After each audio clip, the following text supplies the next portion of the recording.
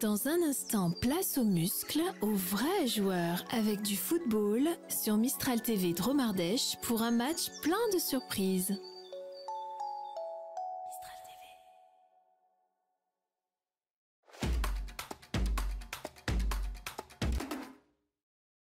Place au sport maintenant avec votre résumé de match Séquence Foot présenté par l'agence de communication 72 DPI à Valence. Séquence Foot, partenaire du football en Dromardèche. À l'occasion de la réception d'Espali, actuellement classé 5e au championnat, les Valentinois aspiraient à capitaliser sur leur performance prometteuse de la semaine dernière. Ils cherchaient à décrocher les 3 points de la victoire, un résultat qui aurait des implications bénéfiques sur leur classement. Dès la 11e minute de jeu, Khaled Attila, bien lancé par Rafik Boujedra, se heurte à la défense de Espali et ne peut cadrer son tir. L'ouverture du score est à mettre à l'actif des joueurs de Lionel Vaillant sur ce corner et cette belle reprise de Kevis Jessi à la 19e minute.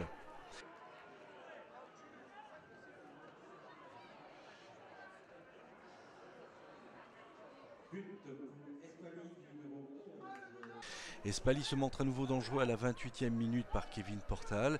C'est Onei Momo qui aura le dernier mot. À la 29e minute de jeu, frappe de Kevin Herbin bien décalé par Ayashi Misawi, mais Jordan Etienne s'interpose. En seconde mi-temps, sur ce corner, Ayashi Misawi place une tête qui passe juste à côté. À la 67e minute de jeu, Bader Alem est à 2 doigts de réitérer l'exploit de la semaine dernière pour égaliser, mais malheureusement son tir se heurte à la transversale. À la 75e minute de jeu, Espali veut tuer le match, mais malheureusement pour eux, le tir de Théo Tey passe juste à côté du portier valentinois.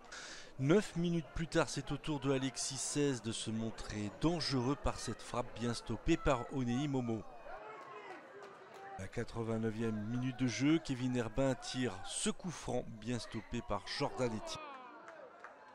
Les Valentinois s'inclinent sur le score de 1-0 et restent 12e de ce championnat de N3. Notez que Vaux-en-Velin s'incline 1-0 chez lui face à Feur et un Sud fait match nul face à Lyon-Duchère. À l'occasion de la prochaine journée de championnat, la semaine prochaine, les Valentinois se déplacent à l'Olympique lyonnais. Ouais, alors belle victoire, on est content parce qu'à l'extérieur, voilà, on est sur une série de 3 matchs, 3 victoires. Une avant la trêve, là on enchaîne 2 victoires de suite, donc au classement ça nous fait du bien. Voilà, qui plus est contre un concurrent direct. Donc voilà, il nous reste 9 points à prendre pour se maintenir.